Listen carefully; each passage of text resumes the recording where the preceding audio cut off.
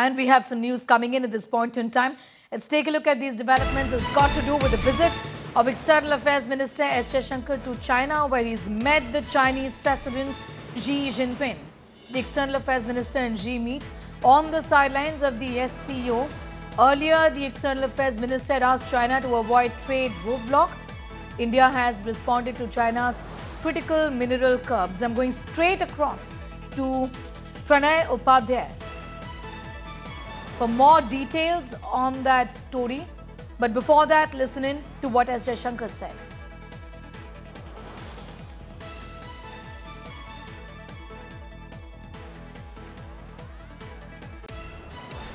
As neighboring nations and major economies in the world today, there are various facets and dimensions of our ties. Measures towards normalizing our people-to-people exchanges can certainly foster mutually beneficial cooperation. It is also essential in this context that restrictive trade measures and roadblocks are avoided. I hope to discuss these issues with you in further detail. Pranay Upadhyay getting in more details on that. Pranay, just give us a sense of what has been communicated by India in terms of the complex global situation as well and India's varied concerns with China. Talk to us about this conversation that has happened. Indeed, a very important meeting which took place yesterday between Indian External Affairs Minister Dr. S. Jaishankar and Chinese Foreign Minister Wang Yi. And in that meeting, India did convey its core concerns, especially regarding the trade blocks and especially in the context of the rare earth minerals. We know that China controls almost 90% of the global rare earth metal, trade and its processing, and India is facing, being a fast-growing economy, India has its own concerns regarding the supply and logistic, supply chain issues regarding these rare earth minerals. We have seen that, with the advent of technology, rare earth minerals have become very critical, and everyone is racing to secure the supplies of rare earth minerals. And India did convey its own concerns regarding the supply of rare earth minerals.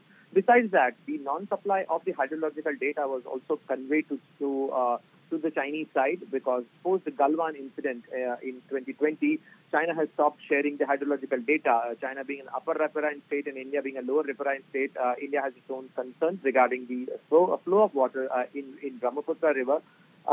So India did convey that as well. And besides that, borders remain an important issue of concern for India. And during that meeting, India did convey that we want to have a good and friendly relations with China.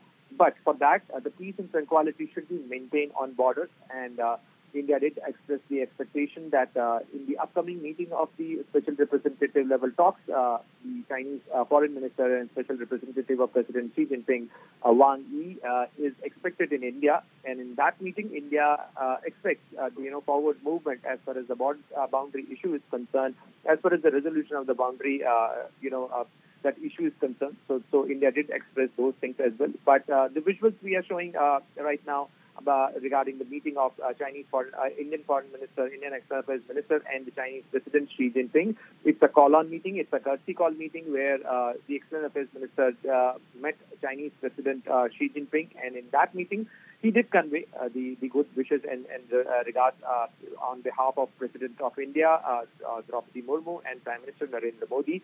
And this visit is happening at a very important time, Sneha, because a lot of things are happening in India-China relation.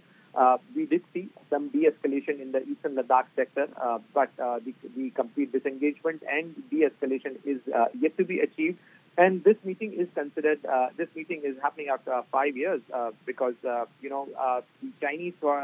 Indian External Affairs Minister is visiting China for the first time in 5 years.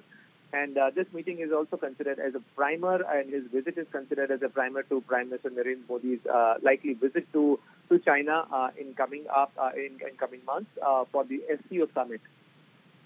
And I'm going to leave it at that for the moment. Pranay Upadhyay getting us up to speed with those details and telling us about what has been communicated and what is expected. So how does China really block Indian business? A concern raised by India. China controls rare earth minerals exports to India. Rare earth curb threatens India's electronic vehicles ecosystem. blocks tunnel boring machines for India's bullet train, restricting high technology civilian machinery exports, imposes bureaucratic hurdles for Indian businesses. But these are details that we have with us as far as concerns regarding various bureaucratic hurdles on the part of China is concerned, which has in a way crippled India. Concerns that have been raised by India's External Affairs Minister S. Jaishankar.